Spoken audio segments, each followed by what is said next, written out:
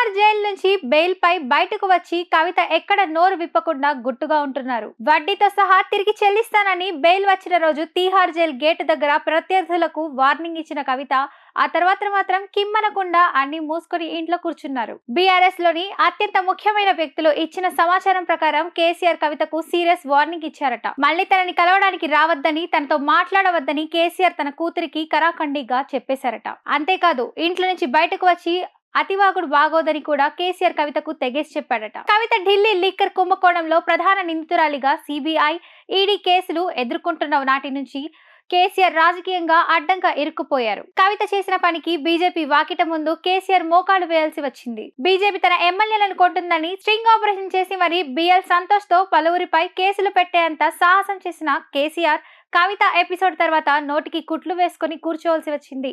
కవితను సిబిఐ కానీ ఈడీ కానీ లిక్కర్ స్కామ్ లో మొదట అరెస్ట్ చేయకపోవడంతో బీజేపీ బీఆర్ఎస్ మధ్య రహస్య సంబంధం ఉందని, అందుకే కవితను అరెస్ట్ చేయడం లేదని విస్తృత ప్రచారం జరిగింది. ఆ దెబ్బకి 2023 అసెంబ్లీ ఎన్నికల్లో కేసీఆర్ ఓటమి చవి చూడాల్సి వచ్చింది. ఆ తర్వాత లోక్సభ ఎన్నికలకు ముందు ఈడీ కవితను అరెస్టు చేసి ఢిల్లీ తరలించింది. కానీ కవిత అరెస్టు తర్వాత లోక్సభ ఎన్నికల్లోనూ బీఆర్ఎస్ కు కేసీఆర్ కు సానుభూతి రాలేదు కదా, దారుణ ఓటమి ఎదురైంది. ఇదంతా కవిత పుణ్యమేనని పార్టీలోనూ బయట జనం బలంగా నమ్మారు. పైకి మా కూతురు నిర్దోషి, కడిగిన ముత్యంలో బయటకు వస్తుంది అని కేసీఆర్ చాలా చోట్ల చెప్పుకున్నా ఆయనకు జరిగిందేంటో తెలుసు. కన్న కూతుర్ని జనం ముందు తిట్టుకోలేడు కనుక కడిగిన ముత్యం అని 1కి 10 సార్లు చెప్పుకున్నాడు. కవిత అరెస్టు తర్వాత కేసీఆర్ మళ్ళీ ఎన్నడూ బీజేపీని గాని మోడీని గాని పన్నెత్తు మాట అనలేదు.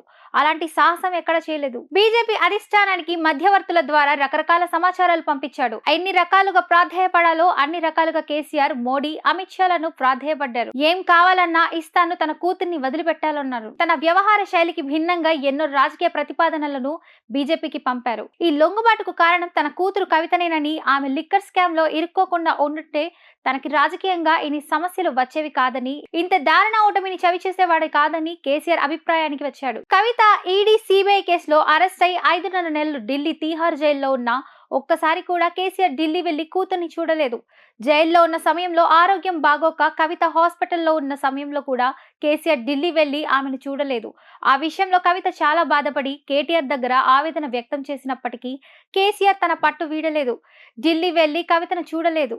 మొత్తం మీద అంతర్గతంగా మారిన పరిణామాలతో కవిత తీహార్ జైలు నుంచి బయటపడింది. అదేదో స్వాతంత్ర ఉద్యమంలో పాల్గొని జైలు నుంచి వచ్చినట్లు హైదరాబాద్ ఎయిర్పోర్ట్ లో ఆమెకు భారీ స్వాగతమే లభించింది. నేరుగా కేసీఆర్ దగ్గరికి వెళ్లి తండ్రి ఆశీస్సులు తీసుకుంది కవిత. ఆ రోజే కేసీఆర్ కి మధ్య భారీ వాగ్వేదమే నడిచింది. కవిత వల్లే, ఆమె అత్యాస వల్లే ఇదంతా జరిగిందని, తాను రాజకీయంగా పతనమయ్యానని, చివరికి రేవంత్ రెడ్డి లాంటి వాడి చేతిలో ఓడిపోయి నిత్యం మాటలు పడుతున్నానని ఆగ్రహం వ్యక్తం చేశారు కేసీఆర్. మళ్ళీ తన దగ్గరికి రావద్దని, తనతో మాట్లాడవద్దని స్పష్టంగా చెప్పేశాడు బీఆర్ఎస్ అధినేత. అంతే, ఆ రోజు నుంచి మళ్ళీ కవిత కేసీఆర్ ని కలవలేదు. కేసీఆర్ ఆదేశాల మేరకు బంజారా హిల్స్ లోని తన ఇల్లు వీడి బయటకు రాలేదు. ఎక్కడ ప్రెస్ మీట్లు పెట్టలేదు. అతి మాటలు మాట్లాడలేదు. బీజేపీని కూడా ఒక్క మాట అనలేదు. కవితపై కేసీఆర్ కోపం తగ్గే వరకు ఆమెకు ఈ మౌనవ్రతం తప్పదు. ఇప్పుడు బయటకు వచ్చి ఎవరిని ఏం విమర్శించినా అవతలి వాళ్ళు తిట్టే తిట్లకు మళ్ళీ ఇంట్లోంచి బయటకు రాలేదు కవిత.